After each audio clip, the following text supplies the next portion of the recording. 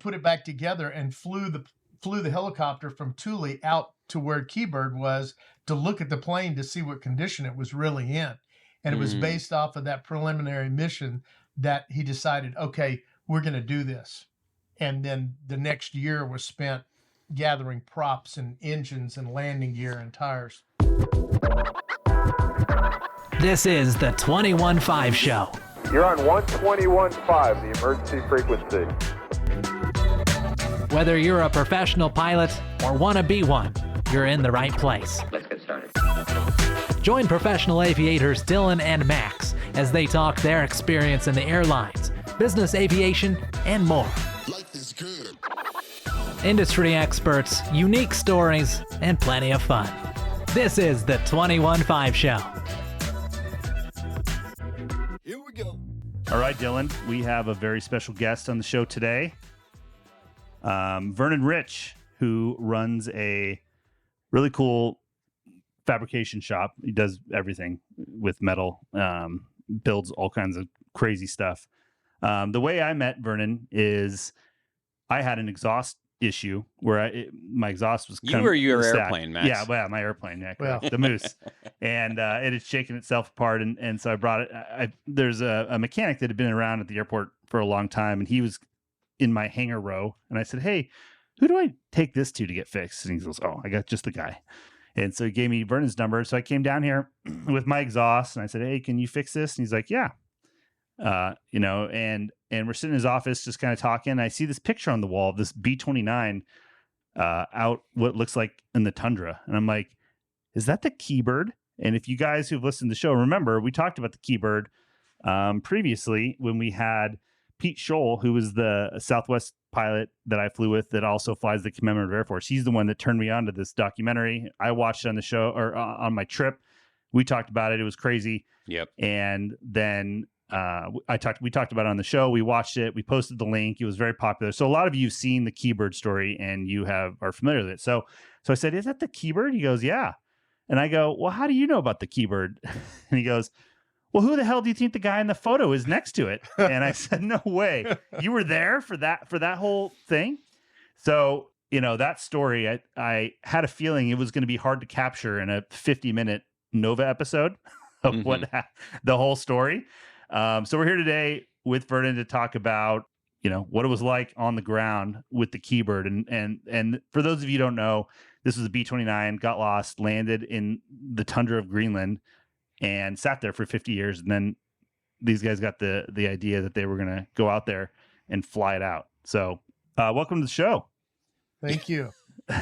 So, it's hard to figure out where to start with that whole story. But I guess just can you tell us about from the beginning and how the idea? How did you get recruited? This? Yeah. How did you get recruited? Where did the money come from? All that. Well, I can tell right now it's going to take longer than an hour to tell the story. That's for sure.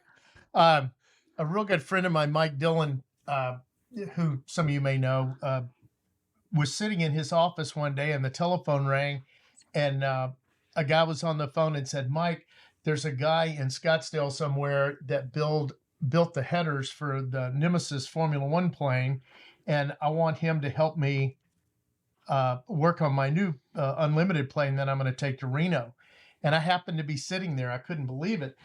And I said, "Mike, tell that guy that I won't do anything for him." And I knew who it was on the phone. And he said, "Well, why not?" On the speakerphone. And I said, "Well, unless you take me to Greenland to help you get the B-29, I won't make your headers for your race plane." And it was a joke. And he laughed. And I said, "I tell you what, I'll leave. You and Mike talk it over. Mike tells you what I can do. And if it's good, we call me." So a couple of days later, the phone rang and Daryl Greenermeyer calls me up and says, "Do you really want to go? Can you go? Would you go?" And I said, "Yes, yes, and yes," and gave him my social security number and my passport number. And I was in. It was literally that quick. So based off of Mike's recommendation, that's how I ended up on the program, and the rest is history. So it was quite it was a fluke. So did you know, you knew that he was already planning this expedition, was it well known at the time that No, airplane was out there? no, Or like, that how did was you even know another about it? that was another fluke. A friend of mine told me that this B-29 had been found because there was an English geologic survey plane had been flying grid patterns over Greenland with a what do you call it? A magnetometer, and they were looking for minerals in Greenland, and they happened upon the site and they photographed it from the air, and they didn't know anything about it. Well, one of the crew members submitted the photographs and a little short blip about how they found it and what about it to an English Warbird magazine, and it was published. And when the magazine came out, somebody that Daryl knew in England saw the magazine and said, "Oh, here's you a plane that you should go get," and sent him this copy of the magazine. And he gets it, and it was like, well, of course I should go get that. So as audacious as that was, it says, well, and he didn't know hardly anything about it at all, but he knew he was doing a deal with the Norwegians. He had just bought 6 Huey helicopters that they were taking out of service. So he had 5 of them shipped back to the United States, and one of them he shipped directly to Thule Air Force Base. And we put it back together and flew the helicopter from Thule out to where Keybird was to look at the plane to see what condition it was really in. And it was based off of that preliminary mission that he decided, okay, we're going to do this. And then the next year was spent gathering props and engines and landing gear and tires. But the airplane still belongs to the U.S. government, right? So how do you... Negative. No? How does that work? In the mid-'60s, there was a fire at Maxwell Air Force Base where the majority of the records from all the aircraft that were still on the rolls for the Army Air Corps / Air Force from the Second World War and the Cold War were kept, and they all burned up. And the Air Force came to the position that's like, we don't really want any of those planes back. They're outdated. They're nothing that we use. So we're just striking them from the record. So they're up for grabs wherever they are. If whoever owns the property that they're sitting on is good with someone recovering it, it's yours. Now, the Navy, U.S. Navy, doesn't have that position. If it's a Navy plane, the Navy considers it their property until hell freezes over. No matter what, no matter where it is, what condition it's in, if it's imminently getting ready to go completely away and deteriorate, they still claim ownership. So it's almost impossible to recover a Navy plane. And people have done it before out of the Great Lakes, got the planes out, got them out of the water and got them back to like a museum or their shop. And then the Navy comes in and seizes the plane. So this was lucky that this was an Air Force plane. Okay. So it was up for grabs. So that, that first hurdle. Now, so the airplane had been sitting there since what year? 1947. And what year is the initial expedition when he went and put eyes on the airplane? 1995. Okay. So we're talking 50 years, roughly. Yep. So like, how do you even know what's going to work and besides obviously new motors, props, there's an APU, there's pressurization, there's valves, there's like all that stuff. Like, how do you even, the B-29 is not a simple airplane. Well, no, it's not. How do you know what it was the first? It was the first pressurized airplane that the Air Force ever had. But I guess first and foremost, you put together a team of people that are familiar with a lot of the equipment. And Daryl has been around airplanes all his life. He's a pretty, to say well accomplished would be an understatement. He's a real hero. So the rest of the guys that were on the team, we all had a fair amount of experience with older type aircraft. So you just, you take one piece at a time, the engines, and you pour over manuals, you look at commonality between a B-29 and a B-50 and all sorts of different aircraft of the era that all use 3350s and just start looking at what it's going to take. But the first trip up with the helicopter, we took a spare battery up in the Huey and plugged it into the B-29 and hit the master. And all of the gauges on the engineering panel came on, the lights came on, all the Cornelius pumps on the gun turrets came on and built up pressure and shut off. All you had to do was put ammo in the thing and you could fire all the guns. So it was based off of that, okay, well, the electrical system is good.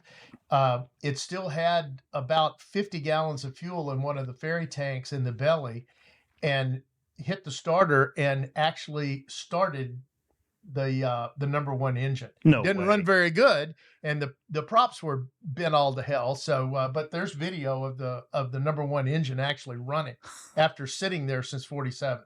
No, No way. way. Well, Oh, so yeah. I guess we should start back. How did the airplane end up there? Like, Um, the unit that aircraft was attached to was based in Fairbanks, and their mission basically was to uh, fly into Soviet and Chinese airspace to determine how far the communists were deployed to the north to see if they had strike capability in the United States. So everything that they did was classified for 50 years. And 5 of the guys that were members of the original crew from Keybird were still alive whenever we started this program. And Howard Adams, who, if you get a minute and turn to the map here, his son made me a copy of a map that Howard had in his barracks that traced the routes that they flew with this plane. This plane was brand new. It only had 134 hours on it. And they flew across the pole and then into Soviet airspace, and then they would photograph or do what they're doing. But Howard was very reluctant to talk about anything that they did in 1995 about what was going on. He was an Wow. amazing guy, and he went on to have a very distinguished career, and had a Silver Star and a DFC, and flew with B-36s or something else, where they were a one-man ship into the Soviet airspace and then come back. And this was all radio silent. And, if something happened, you're on your own. It was right out of a movie. And when Howard passed away, his family actually invited me to come to the ceremony, and he was buried at Arlington with honors. Oh, It was wow. an incredible experience to go to Washington, D.C., and they had the 21 gun salute. They had the marching band. They had the horses pulling the caissons. It was just an honor. I couldn't top it. So these guys were real co-warriors, and these planes and that unit were the guys that were getting the firsthand, the best information that we had at the time. So it was amazing. So they flew up there, and then they kind of got lost, right? They got lost because they couldn't use the radio. And at that time of the year, at that altitude, they had to rely on basically VFR. And then if it got overcast, they had to shoot celestial sightings. But because of the daylight, it was difficult to do that because it was hard to see the stars. So they basically got lost. And I think they're in the area of magnetic unreliability up there too. So heading it's is even a problem. unbelievable. When you get that far north, the compasses, you might as well just not even take them with you. So it was tough. So they had to stay off the radio. They flew until they were almost out of fuel. They saw a hole in the clouds. They spiraled down and landed on a frozen lake bed, and then got on the radio and they said, "Hey guys, we got a problem." And they said, "Well, keep talking. We'll figure out where you are." It says, "We think we're in northern Canada." And they told them where they thought they were. And the radio operator paused for a couple of minutes and then came back on and went, "You guys are 1,800 miles off course. You're in Greenland. You're not in Canada." And then it was at that point that they had to start trying to figure out how they were going to get them out.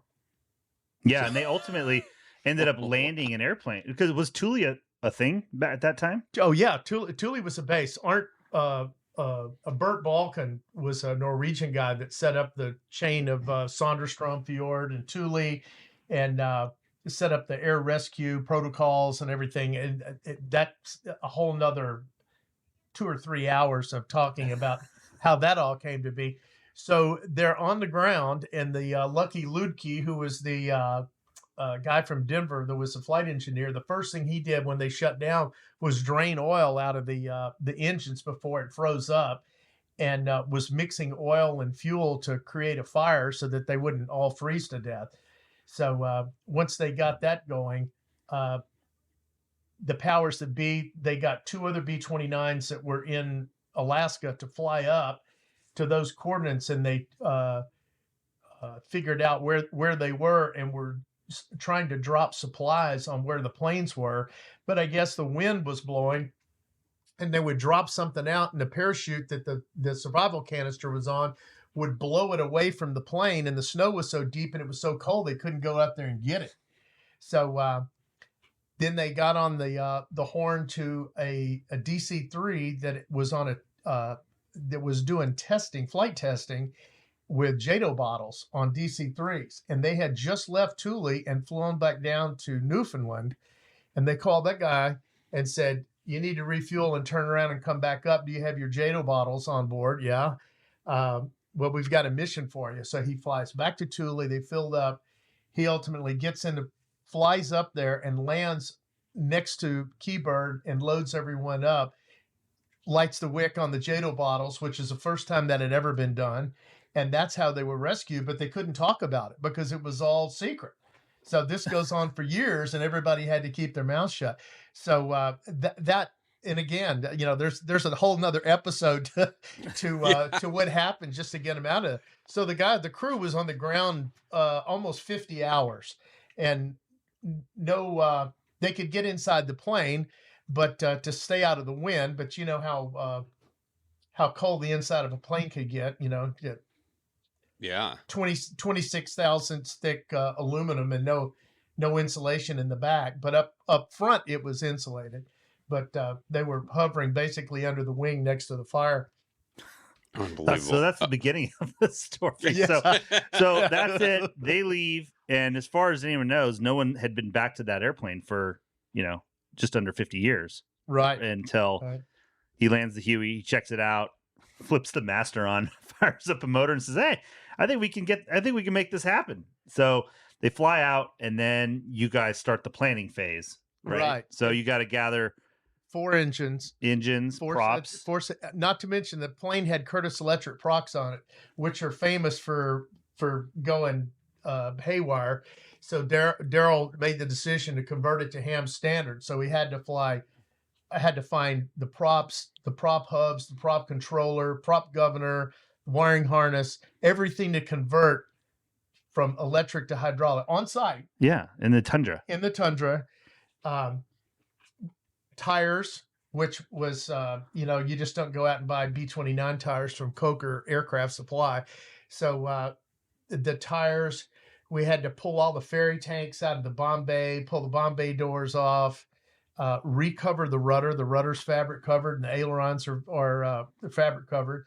So he actually found a set of B-50 ailerons, which shares the same wing at Davis Mott, and we sent those up on the freighter with the rest of our stuff. Have 9,000 gallons of gasoline refined at a refinery in New Jersey, and have it shipped up in a container. Wait, what do you mean? It couldn't just use 100 low lead? No. What did it use? 130 leaded. So you can't just go pick that up at the local station, huh? No. So refinery in Bayonne, New Jersey made that, and then had to convince the captain of the supply vessel to take this gasoline up, this giant bomb on the deck of his freighter up there to get it up. And that's a whole nother story too. Once we got the fuel up there, Daryl said, Tommy Hopman and I went up before the rest of the crew, actually 2 weeks before anybody else showed up. So the big joke was, send a guy from Hawaii and the other guy from Phoenix to Greenland first to be the prelim team for the rest of the project. So Daryl said, as soon as that ship comes in, get the fuel out of that container, because I don't want to pay rent on the container for the whole year. So you need to get some containers, 9,000 gallons, mind you. Wait, so the container is one tank of 9,000 gallons, which, just for the listeners, like a semi truck that delivers fuel, that you see driving around, that's about 8,000 gallons. Right. And so this is, that's the scale we're talking here. You got a semi truck's worth so of now fuel. you have to pump this into 50-gallon barrels? Basically what we did is the Air Force had given us a Suburban to drive around the base, which is pretty comical because the place isn't very big.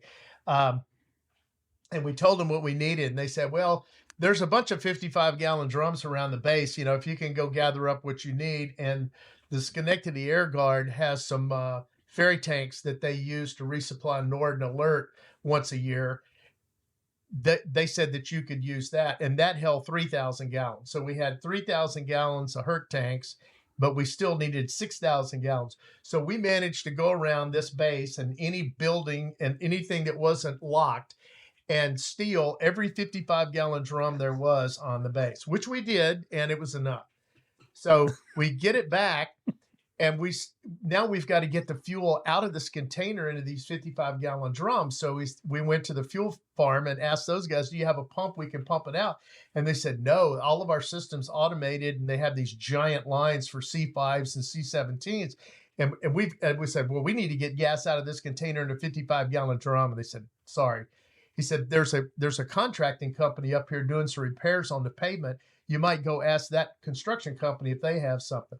Well, we went and talked to the guy, and he was real nice. And he said, yeah, I've got a trash pump you might be able to use.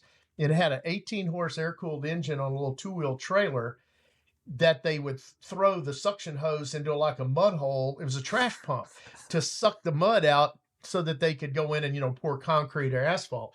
So we looked at that, and Tommy and I said, well, this is all we got. This has got to be it. So then we went to the truck repair warehouse there at the maintenance depot, and came up with a bunch of ball valves and pipe fittings and stuff. And I cobbled together this rig with a ball valve on the end of it so we could put the suction in the big container, suck it through the pump that's supposed to have water going through it. And we've got gasoline going through it. 130 octane gas going through, and then comes out the other end and have it swedged down to a line that's small enough for a pipe to go inside of a 55-gallon drum. And then when the drum was full, we'd slam shut the ball valve. Well, there's no relief valve on the pump, so it would kill the engine, and the engine would backfire. Hello, Charlie. Yeah, zero humidity and backfires, and 9,000 gallons in an open container. So what could go wrong? Yeah. Right. So we managed to get all of that fuel out. We did have one time a line came off, and we were committed to getting the line back on this fitting back on the valve, or we were going to lose all the fuel. So Tommy and I ended up completely drenched in gasoline. Now the wind's blowing, 25, 30 knots. It's oh my God, 40 outside, we're just freezing to death. And we're a half a mile away from the closest building because the base commander threatened us with imminent death if we did anything like that close to any of his buildings, because he could just see we were gonna burn up in any minute. So we ended up having to drenched in gasoline, run back to the barracks that we were staying in and get into a shower and get the gas off of us, and then basically rub down with entire bottles of hand lotion because it just strips all the moisture oil out of it. Yeah. Oh, it was hell. So that was one thing that we did. And then, unload the all of our freight off the freighter before the freighter turned around and got back out, because the freighter only comes in once a year behind an icebreaker. So they come in, unload, and it's 24 hours a day until they get the ship unloaded. All the empty containers go back on the ship, and then they leave. So we had to get all of that done between the two of us before the ship leaves. So we busted ass for 2 weeks. So you had everything on that ship: the motors, the props, the tires, tools, everything, the raw materials, the bulldozer. Whatever. Yeah, they had a little tracked John Deere bulldozer, right? Yep. And so all that stuff. Okay. So you get there, you unload it all before the rest of the crew shows up. And this is in the summer, because the resupply happens in the summer, right? Summer of 96? Yeah. Uh-huh. Okay. So the crew shows up, and then we start getting everything together. We can start ferrying everything out. And so all the camping gear goes up and get the camp set up. And then the second trip up, no, it was the first trip. Yeah, the first trip up, when the plane landed, it was kind of boggy in places around the lake where the plane was. And the nose gear, and all the landing gear buried up in the tundra and just about buried the tires completely. Well, the mains were okay, but it was so violent that it pulled the nose gear tires off of the wheels. And of course, they went flat. What the hell are you going to do?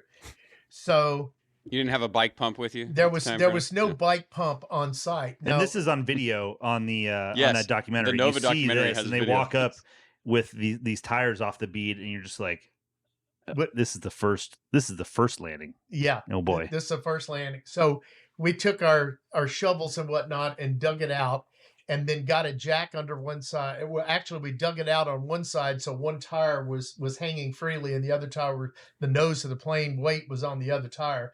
Pull that off, and then I split the thing, cleaned everything out, and then put it back together.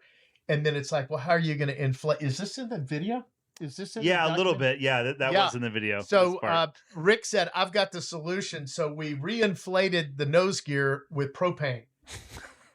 So that was, and it worked. It worked. So we got it back up, finally got it out, flew it back to the base. And How then, do you even connect the hose workings to get from the propane tank down to a Schrader valve, into a Schrader valve? you have to be strong like bull, right? You just hold the damn hose on there. And it worked though. So we got it in, and that's how we got the Caribou back. So that was one of the beginning challenges of What's the first omen of many? yeah. What do you do when you're just like rumbling along and you're just like, man, if these tires explode, like it's just dude, over. and the other thing too, just so people understand, the site of where this is all going down is 250 miles from Thule Air Base, which Right. is many, many more miles from anything else. It's 550 miles from true north.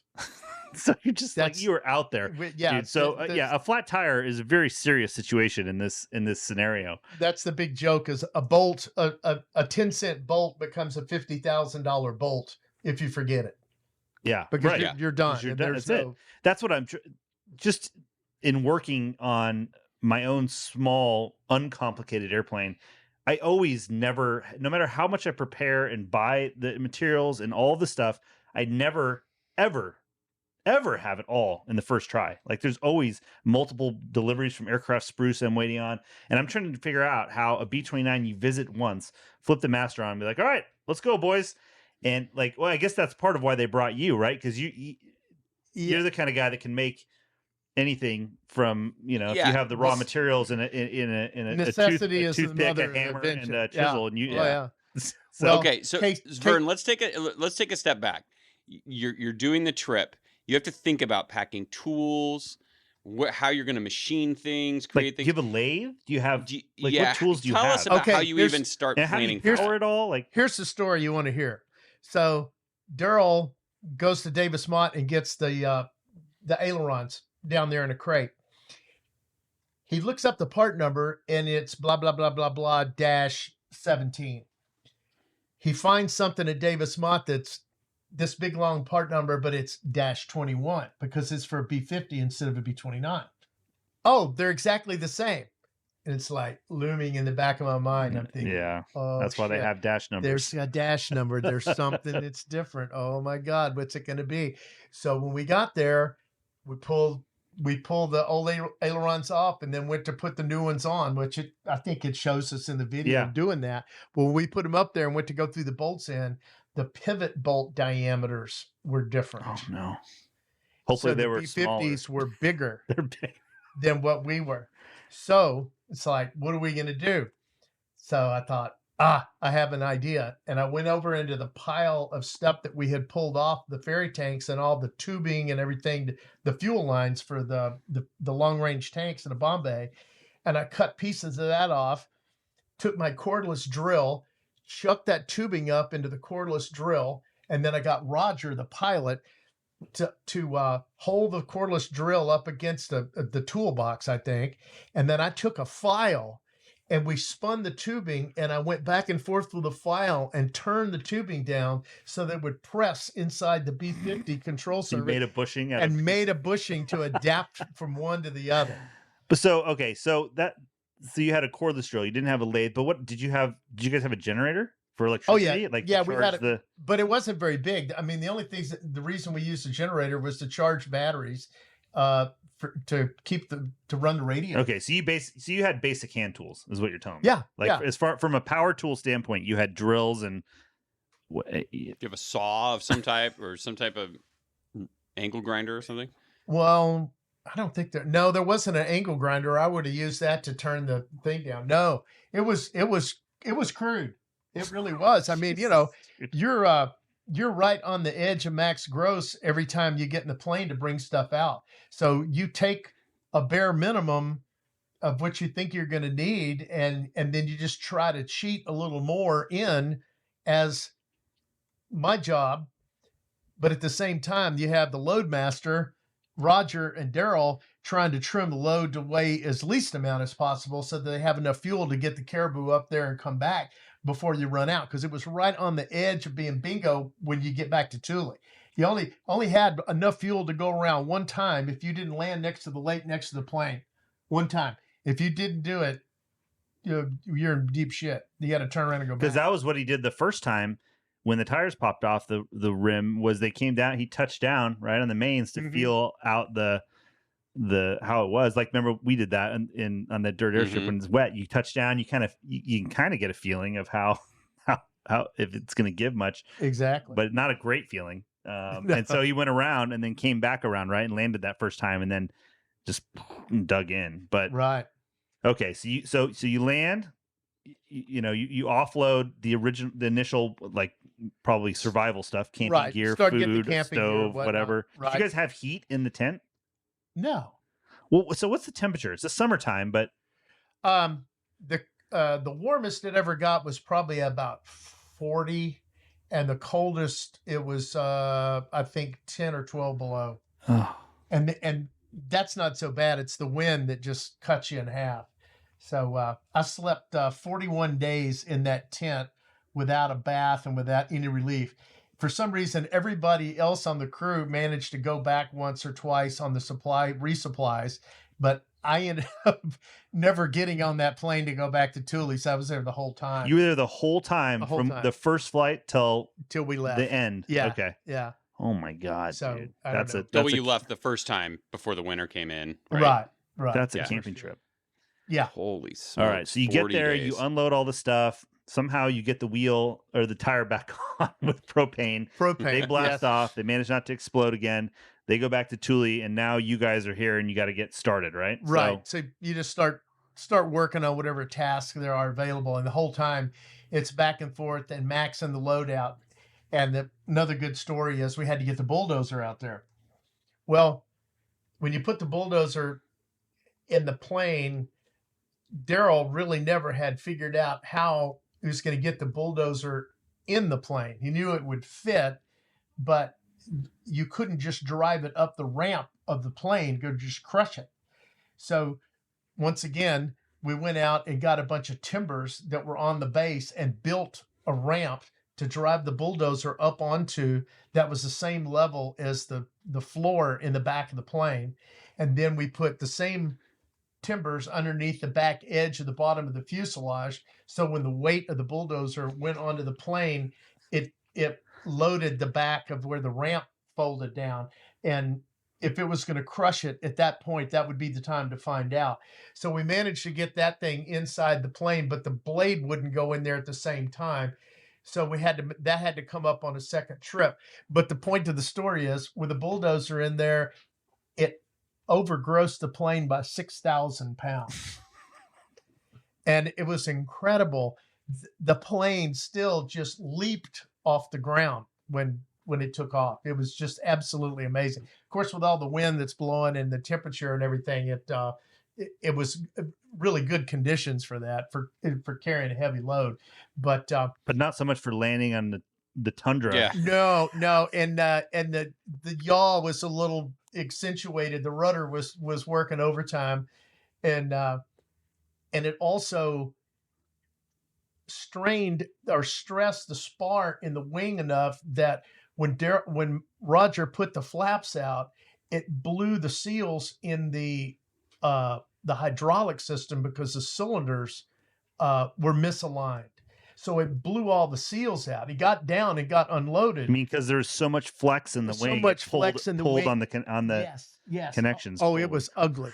So they got the plane back, and I was still at the base at Thule because I was helping load and pick what was going to have to go on each load. So we came in, and Daryl said, well, we had a little bit of a problem. He said, you and Tommy need to pull the flap actuators out and put new seals in them because they're leaking. And I went, well, how did that happen? And then he told me what happened. It was like, holy crap. So we went into the back of the plane, and it was just a cloud of everything was coated in hydraulic fluid. So it was the 5606 evenly coated throughout the entire back of the airplane when it just blew out everything. So I told Daryl, I said, well, you've got seals for the cylinders there? He goes, yeah, I got a complete set of seals. And I thought, that's a pretty serious planning to have something like that. That's a No like kidding. a depot level maintenance thing, And he said, so start getting it apart and I'll go get the seals. So we found a little room in the side of the hangar that was there. It was a sack hangar that they couldn't use anymore because the floors had collapsed because the heat in the hangars heated the tundra up. The ice in the tundra thaws and it sinks. And then so the floor collapses. So the center of the floor in this hangar that was made for B-52 was now about 15 feet hole in the middle like a crater. So they couldn't use them. So they have these giant hangars there, but nothing inside of them. But so there's a little office space on the side of it, build out that they had. And I found some tables and some crazy blinking on and off fluorescent lights. And we laid all this stuff out, and here's a cylinder, here's a seal, here's an O-ring, here's a chevron seal, blah, blah, blah, all laid out nice and careful. And Daryl walks in with one of these cardboard boxes like you buy a case of beer, the flat that a case of beer comes in, and it's a mound of O-rings. And there's a Starman Brothers tag laying in the midst of all of that. And Starman Brothers is the aviation auction house. Yeah. And I looked at Daryl and I said, "What, did you get these at a goddamn auction?" And he goes, "Well, yeah." And there used to be a guy here, Aero Sales, this guy named George Freeman, I think was his last name, sold surplus aircraft parts a year ago in Phoenix. And he bought a bunch of stuff from that auction. And these O-rings were just laying there. Were And they that's for a what it was. Caribou or just a bunch of boxes of They were random for O-rings? whatever you want, your refrigerator, for your log splitter. They were for whatever you wanted to use them. We had black ones and white ones and blue ones and orange ones. And I was just like, oh my God. So I went through this big pile of stuff and managed to find enough seals and O-rings in there that would fit or were close to fitting without any regard for whether or not what they were made out of. And we put them all back together, put this back in, which is a giant pain in the ass because of flap shack actuators are the first thing that go in, and all the control cables and everything are below that. So you have to work through all that to get this stuff in and out. Having never done this before with no manuals, no nothing. This is just, there it is. At this point, at this point, are you still like, oh, this is a fun adventure? Or are you starting to get that feeling in your stomach like you haven't even been to the plane yet? Oh, my adrenaline is on 11 at this point. I'm thinking I'm alive. I'm either going to die or 30 years from now, I'm going to be doing a podcast telling all these guys about what it was that we did. So, and here we are. So anyway, so we put it back together. It works, and it worked fine. So, we got it back together. We got the bulldozer up there, all the fuel. Those prop blades are 300 pounds a piece. I don't know if any. Yeah, there's a video of you guys carrying them out. Oh my God, those things are incredibly heavy. Each blade individually is coming out because they have to then and sit them in the hub and do. And then the hubs, which was pretty funny because in the video, Daryl brags about putting the blade or putting the prop hub together and having it all lined up, and he put the A-team in and he was bragging because the first try he made it happen. Well, what they don't tell you is that he had left the thrust washer out of the assembly, which gave him all of the room in the world to make it just drop together, and I tolerance thought, there, you bastard, you took the glory, and then we had to do it all over again once we were off camera. Oh man. So you guys had one other question Max and I had was there was a hoist it looks like you guys had made or like a little crane.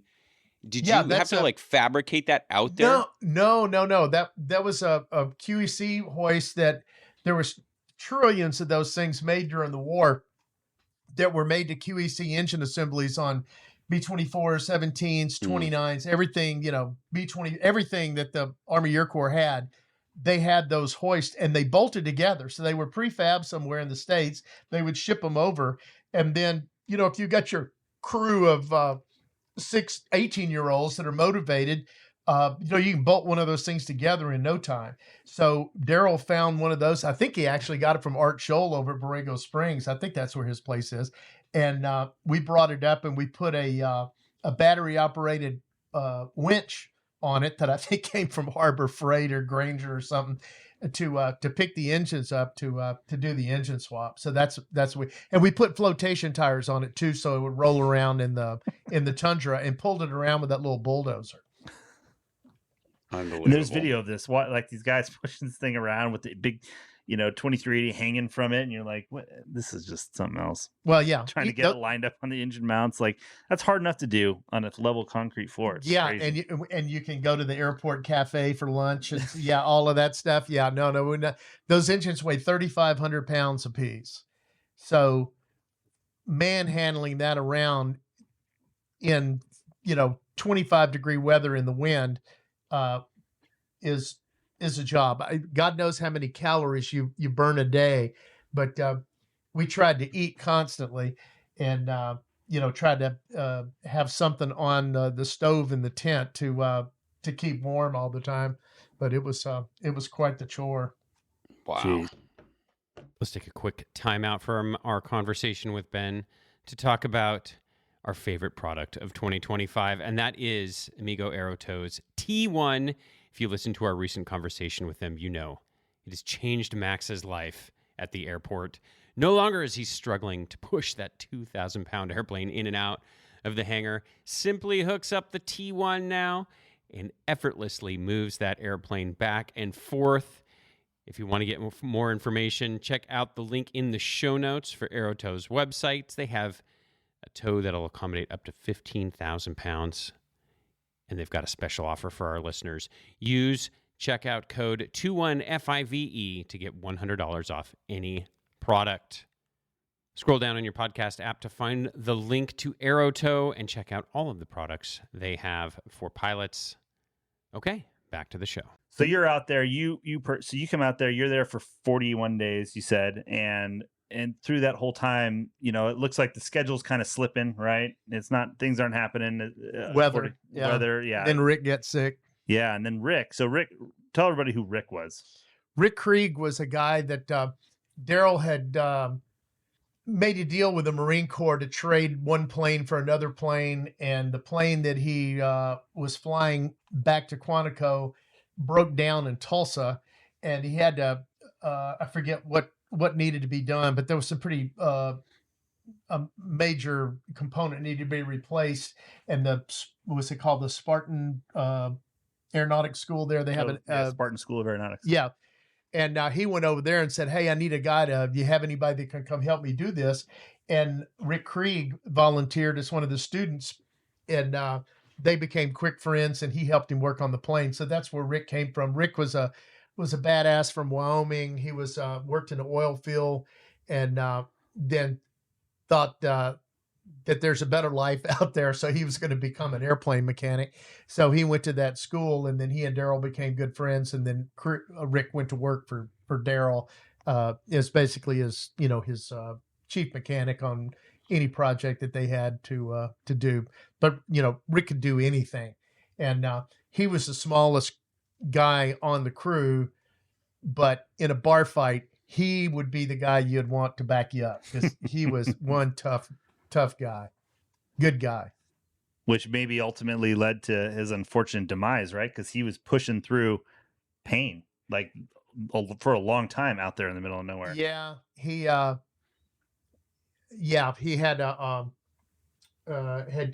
developed a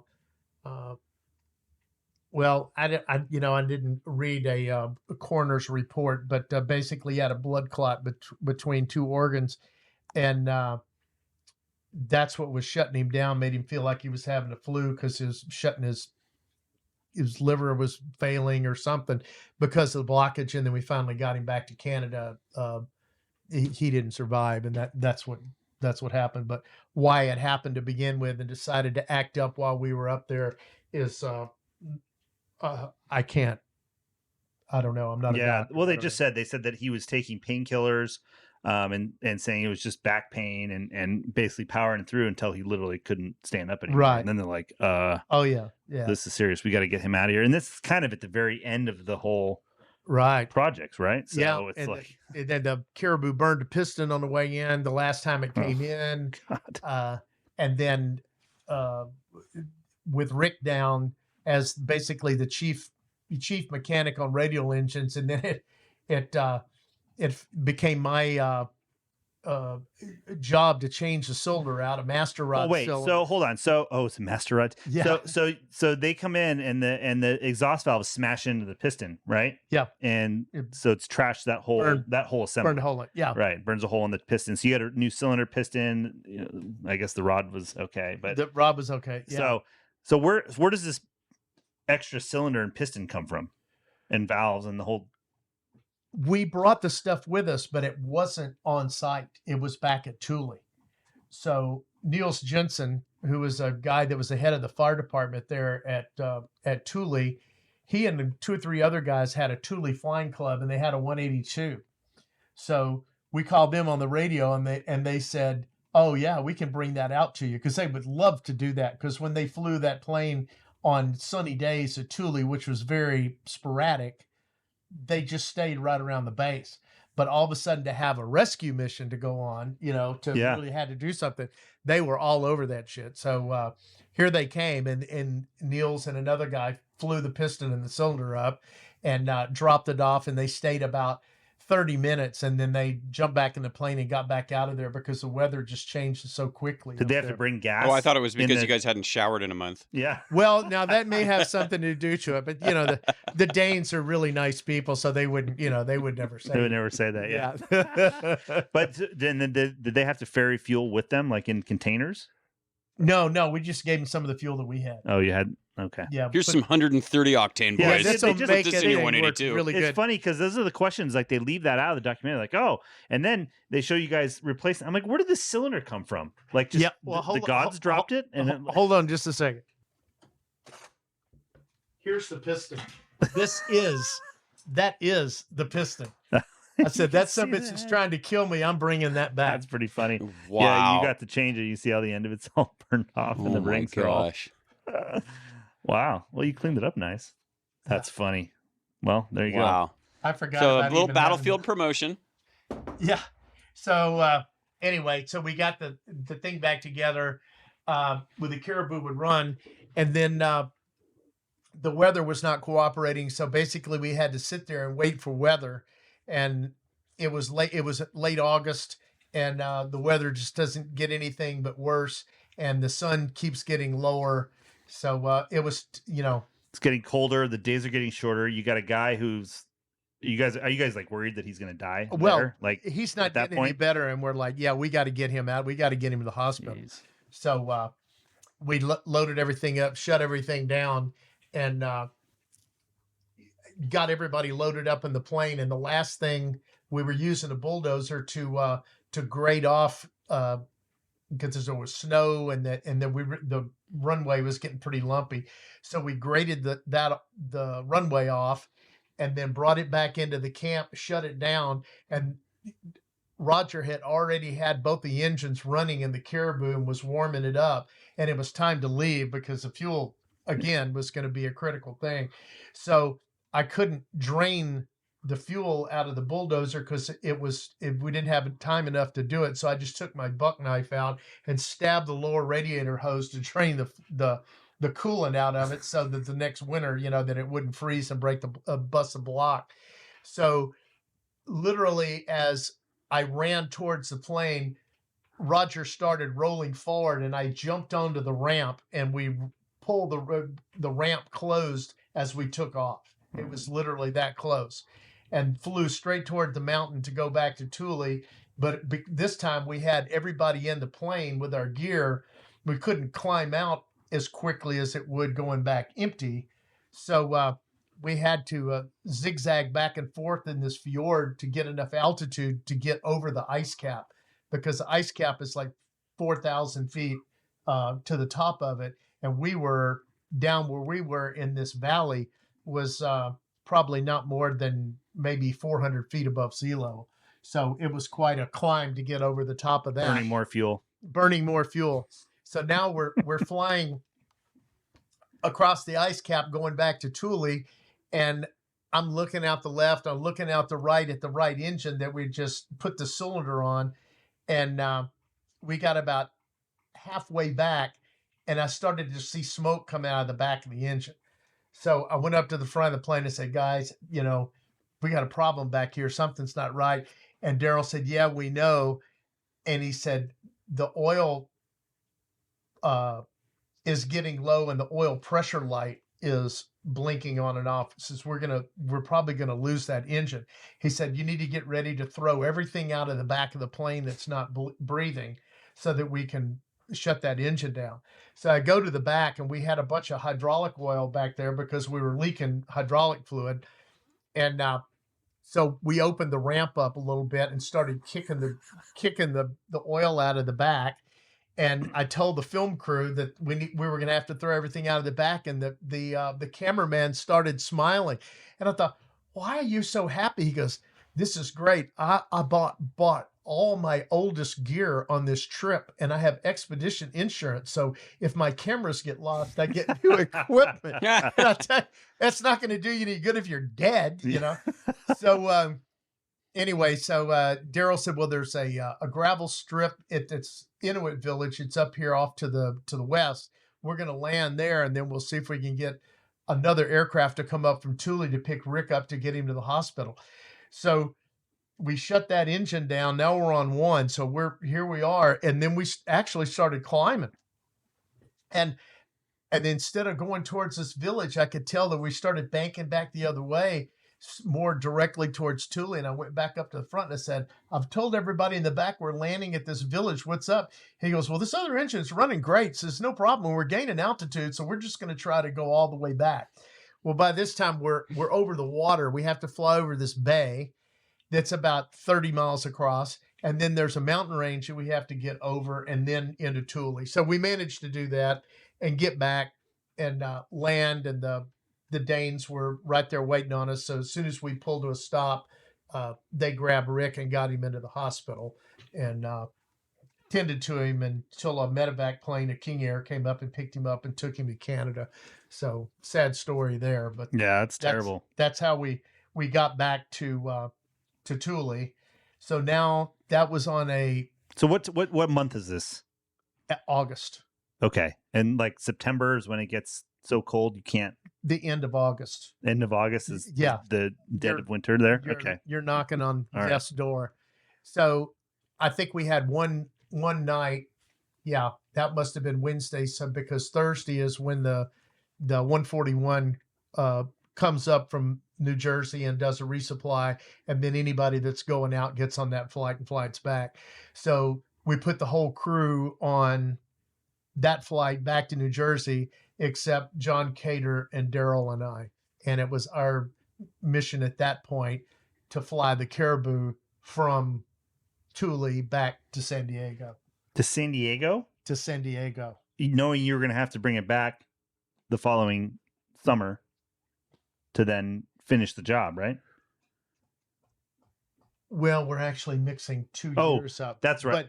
But the real reason why we were here is to tell the Caribou story, right?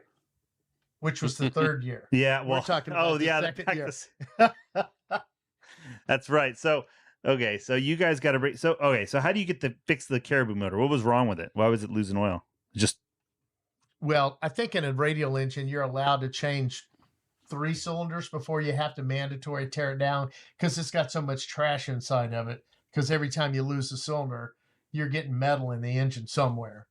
And God knows how many cylinders that thing had changed on it, because they changed 2 or 3 cylinders on that engine on the way up. They did that in San Diego, and in Las Vegas. And then I think there was someplace else that they ended up having to stop on the way up to change. So the Caribou stayed there. That's the second year. Then we came back up to finish the job the third year. We went through all this stuff and the ice and the snow and everyone knows the tragic end of the fire. Well, no, not everybody knows the tragic end of the fire. So wait, hold on. So I'm getting confused. So you come up the first year, right? And when's the Well, earliest? actually, second year. They The took the first year helicopter was the a first year. Discovery. Oh, first year was the Yeah. helicopter. Okay. Yeah. So, and when can, what's the earliest you can start? What's the start of the summer, quote unquote?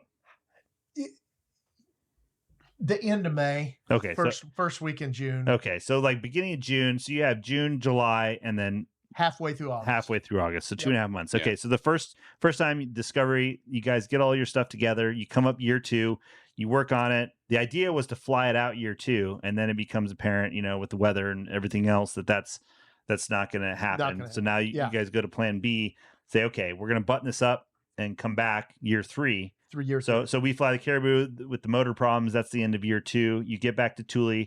Everyone hops on the 141 except for you and a couple people. And Daryl and John Cater and I. Okay. So then the third year. So what happened is we brought another engine up the third year. Oh, so you wait, hold on. So you left it in Thule. Yeah, left it in for Thule year the 2. Second Okay. year. So now it's year 3. It's whatever, beginning of June, end of May. Yep. You guys show back up with a new motor? Yep. Okay. And Matt Jackson came up with us that year, and Matt and John Cater changed the engine out in the Caribou. Okay. So now the Caribou's set to go. So And what's left to do on the B-29 at this point? Like you have the motors and props on? at the end of the third year, the plane was ready to fly out. You mean the end of the second year? No, third year. Okay. The end of the second year, there were still things that needed to be done. Not a lot. Yeah. But still things needed to be done. Yeah. Okay. All right. So you show up year 3, Caribou's fixed. You guys all head back out there again? I'll head back out there again. Wait, hold on. But Vernon, Yeah. At any point where you're like, okay, maybe this project, like I've had enough, or like, was there any question in your mind that you were going back? Absolutely to get none whatsoever. None. And are Oh, you yeah. getting paid for this, or like, is this more of an adventure for you, or like, how does this make sense for you? Poquito dinero. It's all glory. It's all glory. Glory. There was This is all just just- enough money involved to keep the wives happy. And Got how it. did that first shower feel after 41 days of the Oh program? my God. Like hot shower. I guess that'd be unbelievable. You cannot. I walked in. I had my Carhartts on that were completely saturated in oil. That would have made a great candle wick for sure. And I just walked into the shower in the barracks with my Carhartts on and just stood there in the hot water, and then just took it off because I knew I was throwing all that shit away. The boots, everything was going, just throw it away. Oh my God. Yeah. Wow. So you go back home, you spend the winter back in Arizona, Yep. What does your wife think about this whole and your situation wife at is this like, point? you're crazy, but go for it. Yeah. Our marriage has been married 42, going on 43 years. And the first 10 years that we were married, I was gone 6 years on projects. So she was used to it. Okay. So, I'm going to leave and I'm going to go do this. And okay, I'll see you when you get back. Is the insurance paid? Yeah. Okay. Yeah, no problem. Go ahead. So, Yeah. Okay, so year 3, you're going back. Do you kind of, it's just like an airplane where it's like a home built airplane. It's 90% done, so that means there's 90% more to go. Kind of a thing. 90%. Yeah. And the issue really on the third year was getting there early enough so that the plane could take off on this frozen lake bed, because it was theorized that the lake bed was going to be smoother than the ground. So we needed to get there as early as possible. But so we accomplished that, but it was still bitterly cold and there was a lot of snow. So everything had to be dug out, including the plane, obviously, and the bulldozer, everything had to be dug out and thawed. And Matt and John Cater were the lead mechanics, and John is probably the best round engine mechanic in the world. And John, I hope you hear that. So you owe me a beer. He's a great guy. So they managed to do that and get it running. So, okay. So they say they've been landing the Caribou. It's in the summer, so the lake is you can't land on it. So they've been landing the Caribou, or it's water. Like there's a picture over here. We'll show at the end. I'll move the camera around. We'll take a little tour, but it's water. So they've been landing it on the dirt, right, which is soft and not great. But you guys had kind of smoothed that out with the bulldozer, right? Mm-hmm. So was it? I mean, but that was determined to be not But as they said good it was as, only like 2,000 feet. On the documentary, they said that the dry runway, they can only get 2,000 feet, and they were thinking that the B-29 needed like 5,000 feet of runway, weren't they? Isn't that kind of Well, that's probably fully loaded? Maybe. fully loaded. Yeah. Yeah. So we had stripped everything off of it. Obviously didn't have anything inside, but when we got there, the turrets were, the only thing it didn't have in it was ammunition or bombs, right? Mm. So we had pulled all the stuff out of the bomb bay and stripped the guns off. So there was a bunch of 50 cals. When it was, I think they're 9, maybe even more than that. 2, 4, I think 10 or 12 50 cals. All that had been stripped out. So I think it weighed 92,000 pounds. Oh, wow. With the fuel that was on board. So you guys go out in the lake and with the bulldozer and try and make a runway, right? And there was like drifts where you couldn't get it totally smooth, right? They were Right. frozen, like Right. solid, where you couldn't. Right. So they kind of talk about, they were a little bit worried about and it's a castering nose wheel. There's no nose wheel steering. Yeah, you can't Correct. steer. So, he's trying to drive it around. So they go through this whole process of like getting the engines warmed up, right? Like you start one, then you start preheating 2, and then they get that one going, and then you kind of go across, and then ultimately they'll shut down 1 to save fuel, but you got to wait till so it doesn't get too cold. And then so finally they get them all and they get it warmed up, and like it's go time. So who's in the airplane? Daryl is in left seat. Al Hansen, Thad Doolin's a flight engineer, and Bob is is all the way in the back. Okay, so there's what's the guy in the back for? He was supposed to look out the blisters, the observation blisters in the back of the fuselage, and watch the back of the engines to see if there were engine fires. Oh, like the little bubble, like plexiglass, right? You can so you can see up over the top of the fuselage. Yeah. Okay. Yeah. All right. So you got 4 guys, and how many of you are on the ground? Well, Well, I mean, no, outside of the airplane, watching this whole. the rest of the crew, right? However many that was. Yeah. So The whatever, film crew. 8, yeah. 10, Yeah, 12 people, something 8, like that. something like And there was they showed in a video a Twin Otter land on skis. So was that like the final? That was the plane that we used to get everybody in and out of the location the third year. Oh, because of the snow. Right. And the Caribou couldn't get in there. Right. 'cause Got of it. those Okay. skis. All right. Yeah. So you guys are there. They get all the engines fired up. It's like he has to run up to like they said almost full power to break it loose because it's frozen in. Yep. And then he starts driving. You can see like he's using differential power and the nose is all over the place. Yep. Steering to try and like get it out. So he's got to taxi it out onto the lake, right? And so he gets out on the lake and you can see the planes bouncing around everywhere. And you're like, oh my God. And so he gets out there and they're bouncing around. And then all of a sudden you see smoke, right? Coming Yep. out of the windows of the cockpit. And you're like, Right. so what do you think at that point? You're just like, oh no. Well, it's disbelief at that point. 3 it's- years. I mean, It's what it is. so they stop and they all jump out. And then basically the whole thing, you got to watch the video, but the whole thing gets engulfed in flames and the tail ends up burning through. And the whole thing is just, obviously Yeah. a total loss. So and what's interesting too, they kind of showed Daryl sitting there in like a folding chair, just as they're watching it kind of smolder and burn. And he seems pretty calm after all that and all of the money and the effort and the time. And somebody died, in this whole thing. And at the end of the day, it just burns to the ground. And that when I'm watching that, I'm just like, no, It like brings way. a tear to your eye. I mean, Like, yeah, you it just was honestly, it's hard to watch because you just Yeah. see the struggle. I mean, how miserable it had to be and all of that effort and time and money and like, 4 new engines and props and it just burns. So so you guys just sit there and watch it burn essentially for a while. Yep. It's like, you can't even holy put it shit. out. There's, I mean, it was funny. It's a surreal shot in the documentary. And I'm curious if this is actually what it was, but it showed a bunch of you guys sitting in folding chairs, just sitting there watching it burn. Mm-hmm. And it was like you were like setting up to, There's watch just a nothing else to baseball do, game or right? something. There's nothing to do. I mean, the fire was the wiring insulation at that point in time, and the insulation was made from cotton and is dry. So it was just a flash fire.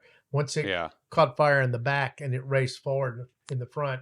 And then when it got hot enough, the brake accumulator exploded. Oh, is that what that was? It's shoot out the. That's when you see the two big smoke rings go out. It's when that brake accumulator went off.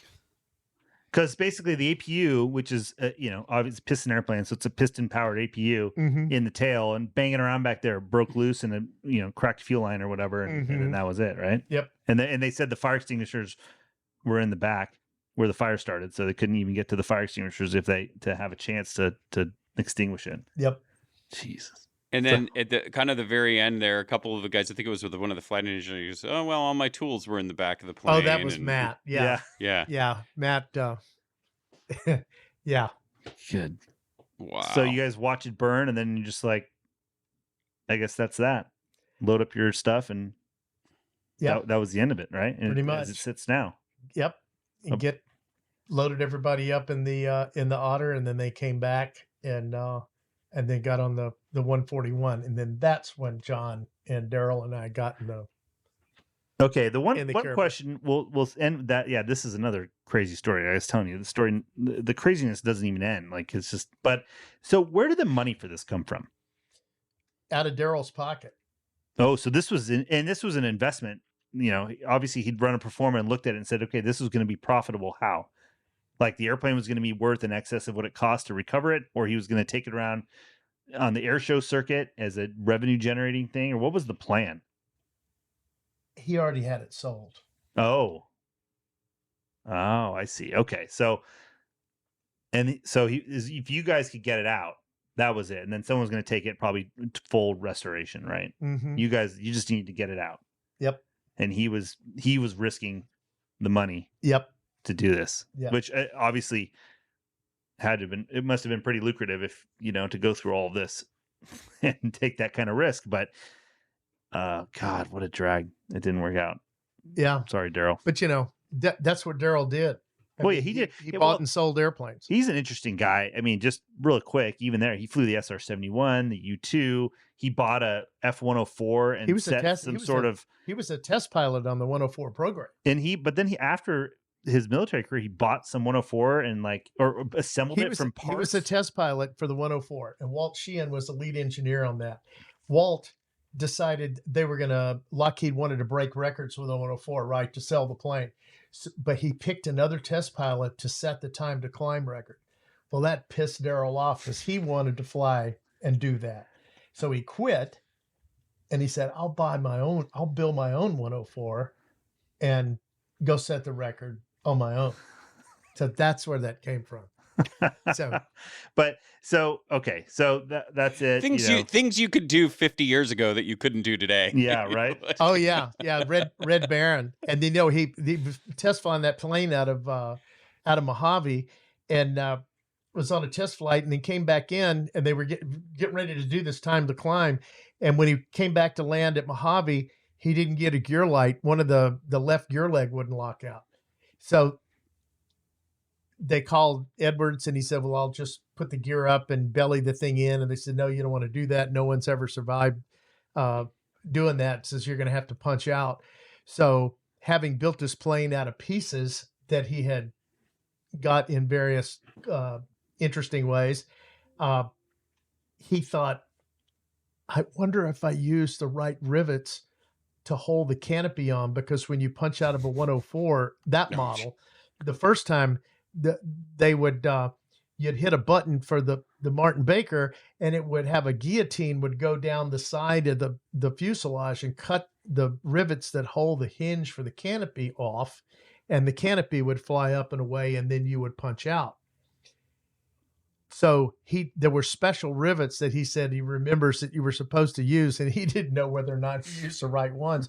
So he pushes a button, he goes out, he survives, and it's just about dark, and he's about 50 miles east of Edwards on Muroc Dry Lake Bed, and he sees the plane. He trimmed it up, and he sees the plane flying off, and then he thought, "Oh my God, that thing's going to make a perfect landing." And then it started turning to the left, and he said, "I watched it make 170, 180. Now it's like a 270-degree turn, and now this thing is coming back And he said, oh my God, the plane's going to run over me before I can get to the ground, you know? And it straightened out and he's watching it. And then he said it made this beautiful landing and then turned sideways and pencil rolled. And then that was it, you know, it just exploded. So he lands and he gathers the parachute up that he had borrowed from Roger, the guy that flew the Caribou, was his friend. And he's carrying Roger's parachute and he makes a big, to hear Daryl tell this joke, it's really funny. He said, oh, I couldn't leave that parachute out there. So Roger would never forgive me if he didn't get his parachute back, right? So he's walking on this dry lane. In the dark, he's walking and there's nobody out there, right? So he's walking along and now it's total darkness. And then he said after about 30 minutes, he looks and he could start to see lights way off in the west coming towards him. And it's like one set of lights, then two sets of lights. And now it's like 20 cars wide are coming straight at him off in the distance. And they're getting closer and closer. And he's saying there's not a lot of space in between these cars. So he's going, now these some bitches are going to run over me. I've survived a plane crash, getting hit by the plane. And now I'm going to get run over by somebody trying to come out and get me. And then he's like judged where the gap was in between two cars and positioned himself there and whoosh, they go flying by. And one of them was an ambulance and the car passes him and he's like waving his hands and they went right by me like I wasn't even there. And then he said after about 2 or 3 seconds, then the brake lights come on in the ambulance and then they turn around and they come back and they pull up and the guy rolls the window down. It says, did you see a plane crash out here? You know, it's like, who the fuck do you think was flying it? You know, so there he is. Sorry about that. So that was pretty funny. So they loaded him up. So that's what happened to his 104. So, oh my God. Yeah. All right. And he did set the low altitude speed record. Yeah, in that's that what plane. it said. 988 miles an hour at 10 meters. And that record still stands. Wow. That's crazy. Yeah. Let's take a time out from our conversation to talk about another friend of ours, Timothy P. Pope, who's a certified financial planner dedicated to guiding professional pilots through smart financial planning. Whether it's saving for retirement, investment management, a seamless military transition, or strategic tax planning, Tim is your trusted financial partner. Join Tim as he leads engaging discussions on personal finance strategies for professional pilots on the Pilot Money Podcast. Timothy P. Pope, helping professional pilots make the most out of life. All right. So you guys watch the thing burn to the ground, load up your stuff, get in the Twin Otter, go back to Thule. Everyone else flies out. So who's left? John Cater and Daryl and I. Okay. And the Caribou. And the Caribou. So you guys are going to take the Caribou with probably whatever other stuff you have, and you're flying it to San Diego, right? Yep. To do what? Like just to sell it, or that's just where? Well, I mean, it was Daryl bought the plane, so I'm sure that's what he was going to do. Okay. Sell it. Yeah. All right. So tell us about flying the Caribou back home. Oh God, here we go. So now everybody's gone on Thursday. We get up Friday morning and we're going to get out of there. And the Thule airport of all things, you know, it's 24-hour daylight, but the tower doesn't open until 8:00 in the morning and it closes at 3. So 24 hours of daylight, but you can only land and take off when the tower's open.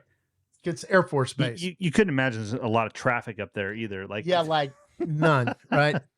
So we're trying to get everything together. And Daryl, we put 8 barrels of aviation fuel in the back, 6 barrels of 5606, or excuse me, 60 weight oil, and then 2 barrels of 5606. So you have this rigged up to replenish fuel and oil in flight? Rick had an electric pump on another Harbor Freight pump. And a piece of plywood that it was screwed down to that they used to transfer fuel on the way up 2 years before. But this had not been used since then. So Daryl said, okay, get all this stuff in the back in your sleeping bag and whatever, and that's all we're taking. But we got to get out of here. We got to get out. I'm going to go the Meadow guys and find out what's going there, and I'll be back, and you guys be ready. Okay. So John and I, we get everything together, and Daryl comes back and he seems motivated to leave. He says, we got to go. We got to go. We got to go. There's a storm coming from the west and we got to get out of here. Okay. He says, have you got the refueling rig done yet? And I said, well, no, I haven't tested it. I said, it's here, but I mean, we just got there. Very few very short amount of time. And I said, well, he said, well, try it. So I did, and it was deader than a hammer. It says, this thing won't work, Daryl. Says, I got to get something else. We got to have a way to do it. He says, well, what are you going to get? And I said, well, I'm going to get a barrel pump. That's the only thing I can do, So he says, all right, well, hurry. So I jump in the Suburban and I go. Now it's 2:00. The tower closes at 3. The Danes go eat lunch at 2:00. So when I get to the maintenance barn where they work on the buses and the trucks and stuff, there's nobody there. Well, they don't lock anything up there. So I go in, there's nobody around. I thought, I'm an American taxpayer. These guys are Danes. I own everything in this barn, right? It's mine. So I'm taking what I need. So I found a fuel pump and some fittings and some rags and hand cleaner, whatever else I could find. And I grabbed it all, throw it in the back of Suburban, beat feet back up to the plane, throw all the stuff in the back. And once again, the engines are running and they're waiting on me. And I literally didn't even shut the engine down in the Suburban. And Daryl's waving at me to get in the plane. And I run over, jump in the personnel door on the side and the back, and we take off. We taxi out to leave. And hopefully you have enough stuff to make this all work. And hopefully this bag of goods that I've got is going to be enough to do it. So there I am in the back. He taxis out. He doesn't even slow down off the taxi right onto the runway. And away we go off into the west. So he starts climbing out, and the higher we get, the bumpier it gets. And I'm like flying around with everything else in the back. And, we got these drums back there that are going to break loose. I mean, it was ugly. So he gets back down, and now we've settled on about 1,500 feet is all we can do. Where's the destination? Gander? Goose Bay? Iqaluit. In Iceland? On Baffin Island. Oh, Baffin Island. Okay. Yeah, Iqaluit, the capital of that part of the country. I can show you on the map. It's way up there. So we take off and we're flying across the Arctic Strait there. Yep. And I'm watching the engines and I'm listening. And of course, by that time I can hear every cylinder hit. I know all the sounds at that point. And everything seems to be doing okay. And I start to calm down a little bit. Of course, I've, been sweating, running around. And now it's starting to get cold in the back because it's colder than hell outside. And, and then here you are. And this plane leaks everywhere because all the fairings might as well have not even been there. So it was just like flying with the door open. And I sit down on one of the seats in the back, and I'm just sort of staring out the side. And I actually go to sleep for a little bit. And I wake back up again, and I thought, wow, it must be getting stormy outside or cloudy because it's starting to get dark. And I looked out the window, and all I could see was rocks. And I looked at the other side, and it said rocks. And I was like, what the hell? And I looked down, and we're about, I don't know, maybe 500,000 feet off the ground, off the water. And we're flying up this fjord.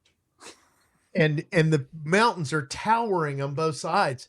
And I go up to the front and look out the front, and all you can see is, cumulus granite in front of it. It was just a wall. And when we got to the end of the fjord, Daryl gets as close as he dared, I guess, and then pulls the nose up, and we climbed out and just get right over the tops of the mountains over to the other side. And now we've got all this wind on the nose. And Daryl says, Vernon says, I think it's about time for you to start pumping fuel in. And I look, and the fuel, they're bouncing. I said, holy shit, why didn't you tell me a half an hour ago? So I go into the back and I plumb all this stuff up, and the fuel fittings to get fuel into the fuel tanks from inside the plane, you have to reach up over your head at about 6.5 or 7 feet is where these fittings are. And they just, they're AN fittings, and they just have caps on them. So you pull the caps off, and of course there's fuel. And then now the gasoline is running down your arm into your armpit and down your side in 15-degree weather, and then get that all sealed up. And then I start cranking on this hand pump in the back, and quite motivated, I pumped 8 55-gallon drums into that thing before I stopped. And before it was complete, that was all the fuel I had. And then I capped it all back up and went up to the front. And I said, well, what do you think? He says, well, I don't know. I hope that's going to be enough. It's like, well, that's all I got, So we flew on, and then finally we saw this fluorescent orange geodesic dome way out onto the horizon, and that was our destination. And when we landed, we had 150 pounds of fuel. And there's nothing. I mean, that far north, it's just a big marsh. It's a big frozen marsh. So even though it's flat, if you tried to land an airplane out there, you're done, because it's rough, but it's flat. So we land, and it's like 2:00 in the morning, and there's nobody moving on this airport, especially there's nobody outside. So we taxi up, and Daryl says, let's see if we can find get something to eat, or maybe there's some place to sleep or something. And this guy comes walking out of one of the buildings, and he walks up and he looks at the plane, and he's just shaking his head, and he's like, "Oh my God." He says, "You're the Keybird guys, aren't you?" And he said, "Yeah." "How did you know that?" He says, "I was sent up here by the Canadian Broadcasting System, the public radio network, to interview you guys when you came in." He said, "But there's something I must tell you."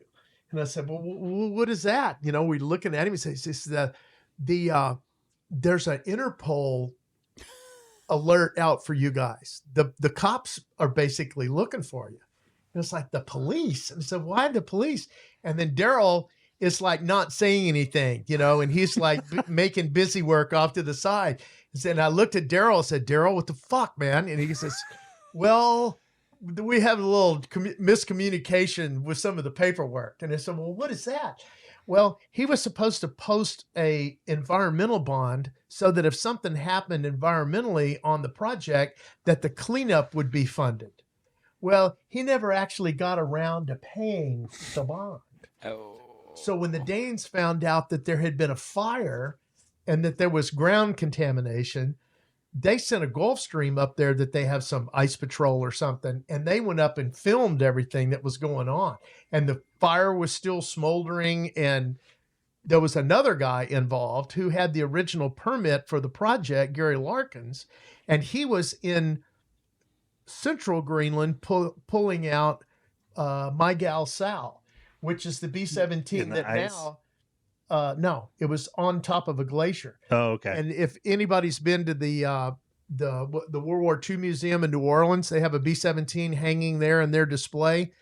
That's My Gal Sal. That's the plane that Gary pulled out of central Greenland. So they called Gary and said, "Your name's on this project to begin with. You're the one that's responsible. You need to get your ass up here and look and see what it's going to take to clean this mess up." But they were looking for Daryl because he was the one that financially had not paid the money. So we've got a real shitstorm going on here. So Daryl said, "I think we have time enough for a hamburger, and we got to get out of here." And it's like, yeah, that's what it sounds like.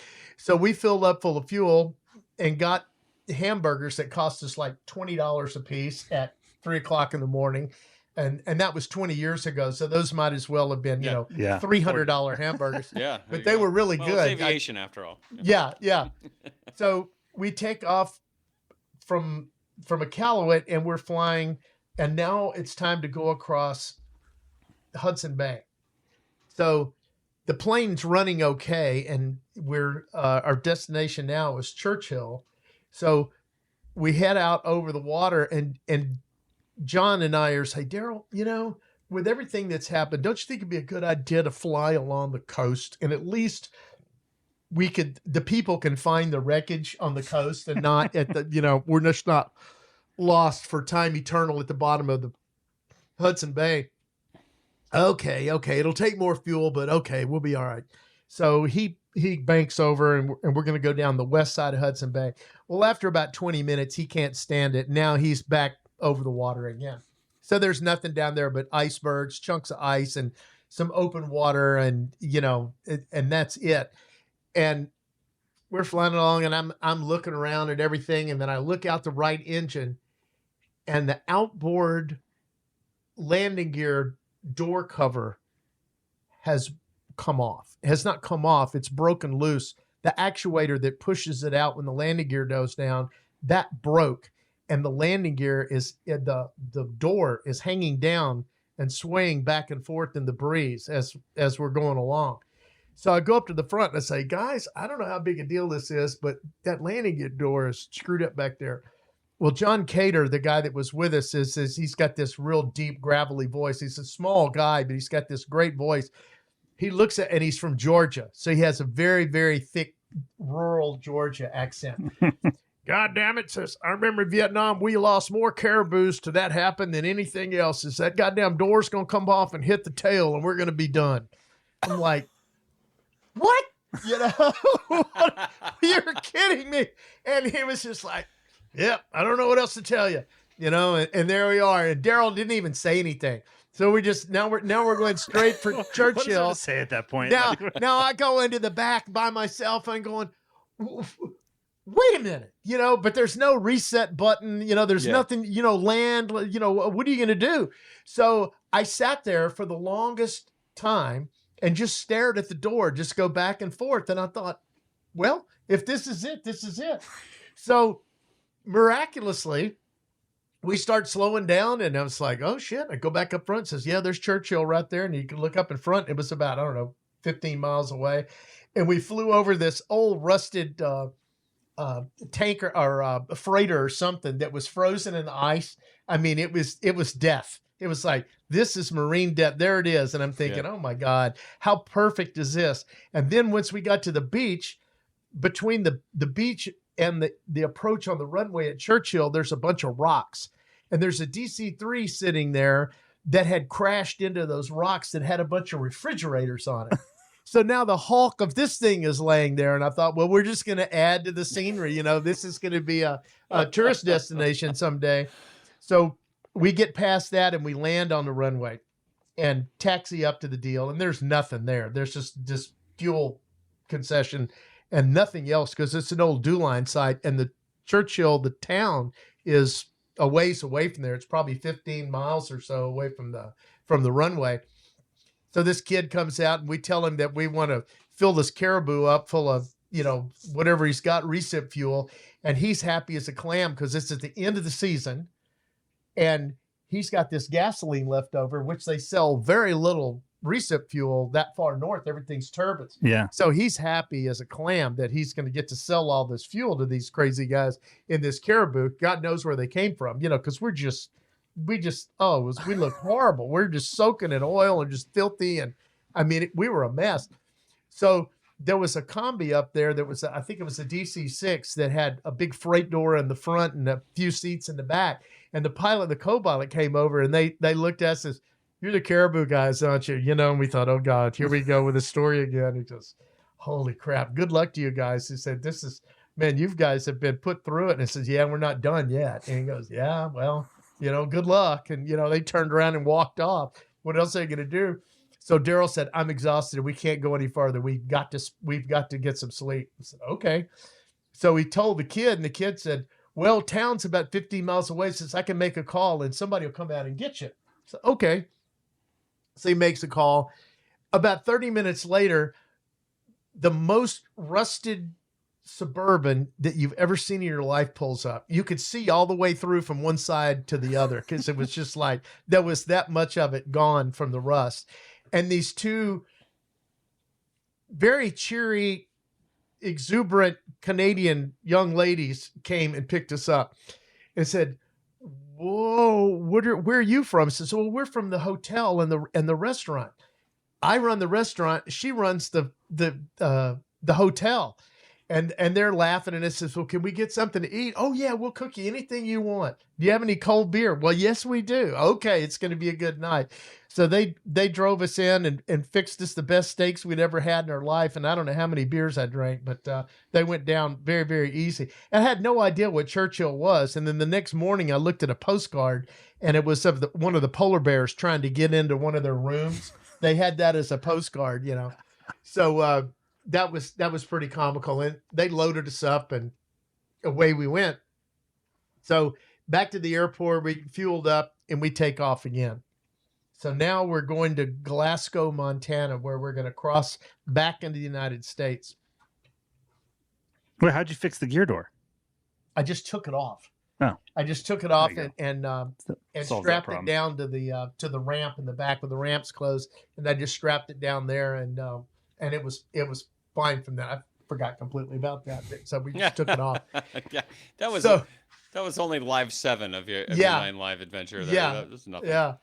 So when we took off from Churchill and going to Glasgow, we got about halfway back or halfway to Glasgow, and then the low oil level light came on the right engine. So now I'm in the back of this freezing ass cold airplane trying to hand pump 60 weight oil into this engine. It's 20 degrees cold. in the back of the plane, trying to pump. And the blisters on my right hand, it took months to heal from turning the crank, trying to get that shit in there.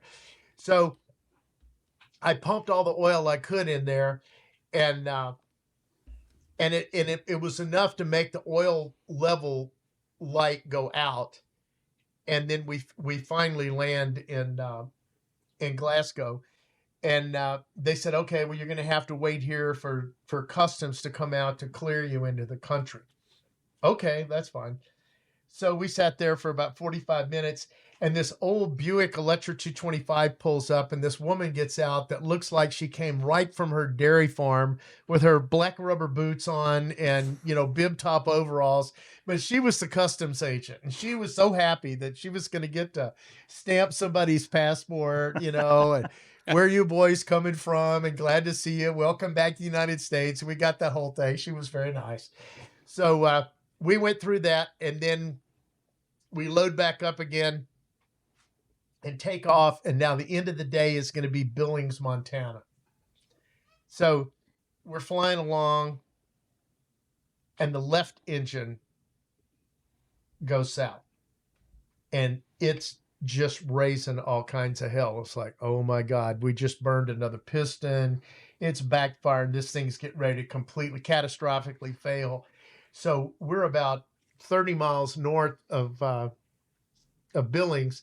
And if anybody's been into Billings before, you'll know it's on top of a mesa. Yep. So to get to that airport, to that runway, if you're down low to the ground across the farm fields and stuff down there, you've got to climb way up to get up to the flat spot to land. Well, we have to shut the left engine down, and it's a lot warmer this far south than it was, and we can't maintain altitude, so we're going down. So as we're going down, Daryl's having to bump the power on the right engine, which is basically our weak engine, to try to maintain altitude. Well, these are the days, keep in mind, this is before GPS. So the only comms that we had when we were at Thule was a sideband radio. So flying south, the radio that we had was a marine GPS, because when GPSs first came out, that's what it was. Well, when you put that in an airplane, the GPS freaked out because it couldn't keep up with how fast an airplane would go. So it was very sporadic how the system would work. And it was a 12-volt radio, or a 12-volt unit. So we had it hooked up to a 12-volt battery in between the seats this whole time. Well, we're looking for the runway into Billings. We've shut this engine down, and we look at the GPS to see where Billings is to get a heading. And just a nanosecond, all three of us are looking, and it said 28 miles. And we thought we saw what direction it was, but not exactly. And the battery died. And the radio goes, the GPS goes blank. So now we're looking, and of course you're straining to see something that you want to see. That's way out there. And John said, oh, I see it. I see somebody landed. And we both look down there. Of course, automatically you kind of push the nose over and kind of go down. So now we've lost a little bit of altitude. And Daryl goes, that's not a runway. It was a farmer on one of those big giant tractors pulling the attachments behind it. It was kind of a dust cloud coming off each side of the thing. And John thought that was a plane landing and making dust on the runway. So now he's got to bump the throttles even more. And we finally see the airport. It's like, oh my God, there it is. Okay, we're for sure. We know that's it. So now he's at max power. There's nothing left. and we're just barely maintaining altitude. And now he's got to put the gear down and the flaps out. So we're at about a 45-degree angle to the runway. So we haven't got all the way around, sweeping to our left to turn and then land to the southwest. And we're going down, and I'm looking at this angle and what's going on. And I was like, we might make it. Or we're just going to fly right into the side of this hill, that's mesa that it's on. We barely cleared the fence, and we hit the ground right next to the instrument approach lights. Yeah. At a 45-degree angle. We go across the very beginning of the end of the runway, go off the runway, down through a bar ditch, hit one of the taxiway light, the taxiway, R1 or D2, whatever the it is. signs, yeah. Yep. Onto the taxiway.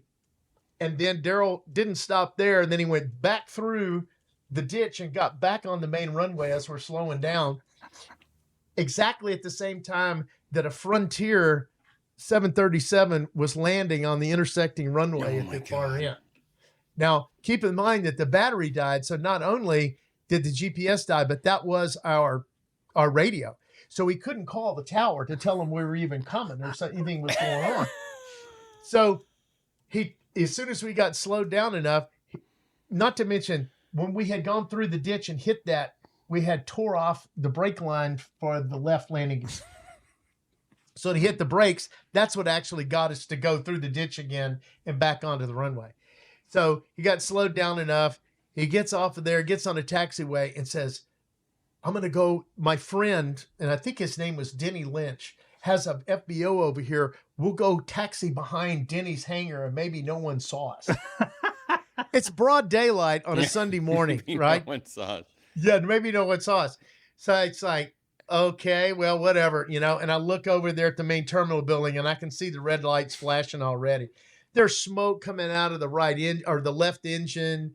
And, he pulls up and stops in front of this FBO and he can see the fire trucks coming. He's like, I might as well stop here. So we just pulled right up in front of the FBO and the kids, the refueling kids, the ramp jockeys are all standing there and they've got their nice shirts on and they're standing there.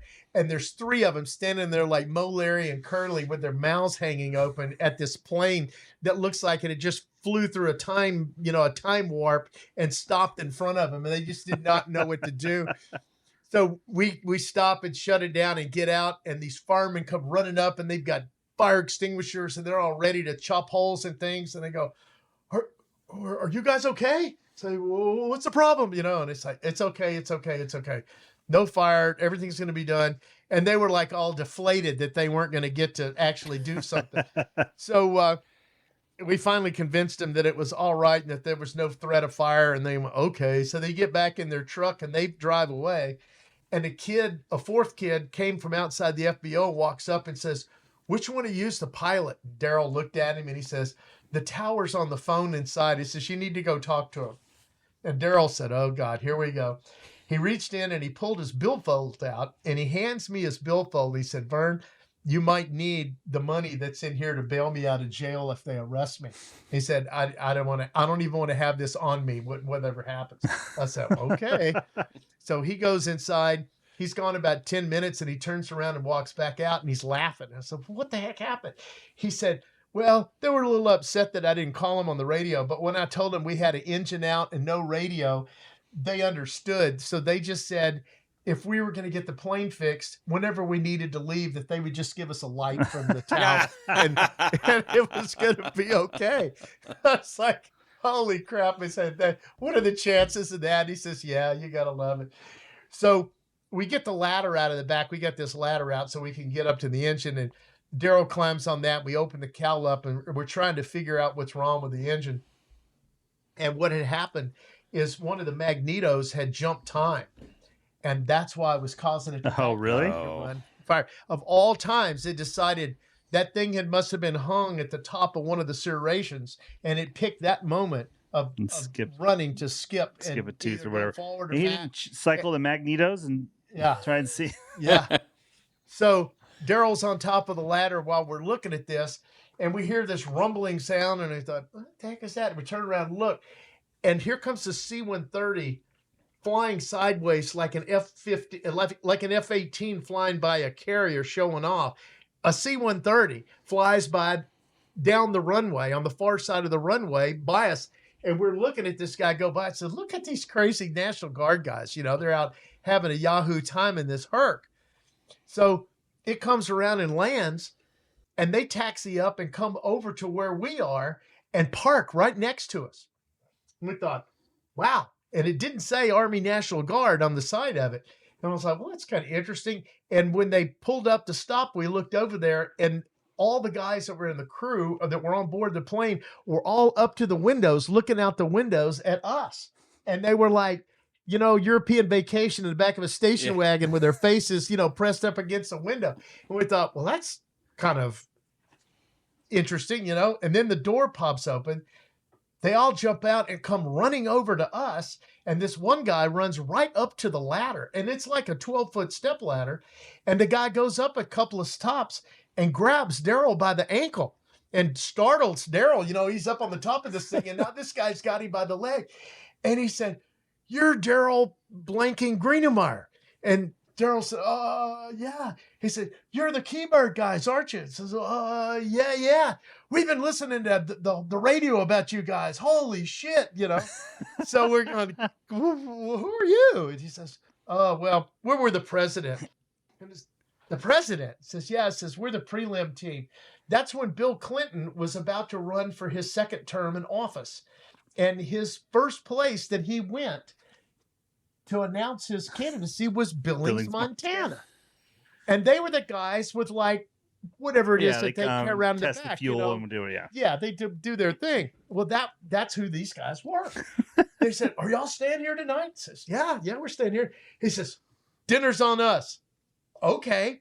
So we all ended up staying at this roadhouse and having steaks and whiskey on the U.S. government that night, and had to tell them the whole story. And they just thought that was the best thing that they ever heard in their life. So we all had a really good time. And I called my wife. I said, Darlene, I'm back in Billings. You're going to walk away from the Caribou. You're going to go to the airport, and you're going to buy a ticket on a jet, and you're going to fly home. You're not getting in the Caribou again. And I told Daryl, and he says, well, yeah, you're right. He says it's too hot, and it's too dangerous to be trying to refuel the plane in the back between here and San Diego. So we'll just make an extra stop. We'll just nice guy. Yeah. What a gentleman. So I flew back from there, and then the next day, John and Daryl flew the Caribou back to San Diego and landed without incident. So that's the rest of the story on the Caribou. Whatever happened to that Caribou? Do you know? Daryl sold it, and I think it got sold 2 or 3 times since then. And I think the mayor of Paris, Texas, owned it for a while, and then somehow or another it got sold to someone in Florida for dubious freight duty.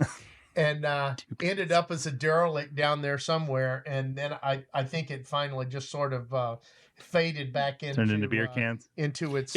This guy named Roger Reeves bought it at one point. Yeah, Roger. Yeah, he's my cousin. Right? Yeah, I bet. It sounds, we could make a really interesting reality show with you and Roger. I think between the two of you guys could be an unbelievable duo. Yeah, I'm sure this will be fine. Man. What a story. Holy cow. That is... I'm surprised how that story is not a little bit more famous, like the Keybird, because it's just the wildest thing. But so how many of those guys are still around? Well, Daryl passed away about, I guess it's been 6 or 7 years ago now. So, and of course, Rick is gone, but... Not from a plane crash, though. Daryl. No. Man. Yeah. So, anyway, but Roger's still around, and I guess Cecilio is still around, and Bob and Carl was a guy that came up on the to cover the story for Smithsonian. He wrote the book that was written about the project called Hunting Warbirds. It's a good read. Good. I didn't know there was a book too. Yeah, I'll give you a copy. I'll put that on the list. Yeah. Oh, good. And and the film crew, all those guys are still around. And you really got to, they don't get any mention, in this whole thing. But when we were up working on the plane, they were such great guys that they could only film so much during the course of the day. And then when they were done, they would put all their gear away, and then they would come back over and say, "Give us a job." Yeah. And so you had this guy that was the sound guy, and you say, "Here, pull the exhaust off of this engine, and then we're going to go put it on the other engine." So Noel and Lawrence and the other guy was there, the great bunch, and Mike Rossiter was the director on that thing, and he and I have kept in close contact all these years, and he's written several books since then that have been related to aviation and history and stuff. So great bunch of people. Well, super interesting. Thank you very much for your time. Thanks for talking to us, telling the story, the behind the scenes story of the Keybird. We will post a link to the documentary in the show notes for those of you that have not seen it, or those of you that want to rewatch it, knowing the context now. I just did before this interview, and it is in a different light once you hear all the other parts of the story. And if you want any machine shop, any work done, are you still available, Vernon? Are you taking clients? Yeah. We're doing 4 T-33s simultaneously. Different stuff on them right now, so I never know what's going to walk in the door. He just uses a power drill and some that's old all pipe. you need. That's it. And a file. Yeah, that's it. That's all you need. Anything you want. Win the Reno Air Race with it. That's right. It's funny. I'm here today to pick up my airbox that he resurrected from the dead that Cub Crafters was trying to charge me $1 million for. That is now better than new. So he's a miracle worker. Rich Precision. If you guys in the Phoenix area need stuff done, look him up. He's a man of many stories and lots of experience. I mean, just from what we can see on the video right now, it'd be worth going into the shop just to look at some of the things you got on your shelf. Actually, what we're going to do a quick video tour here. So we'll cut the auto recording off. So thanks again, Vern, for coming on the show. The statements made in this show are our own opinions and do not reflect, nor were they under any direction from any of our employers.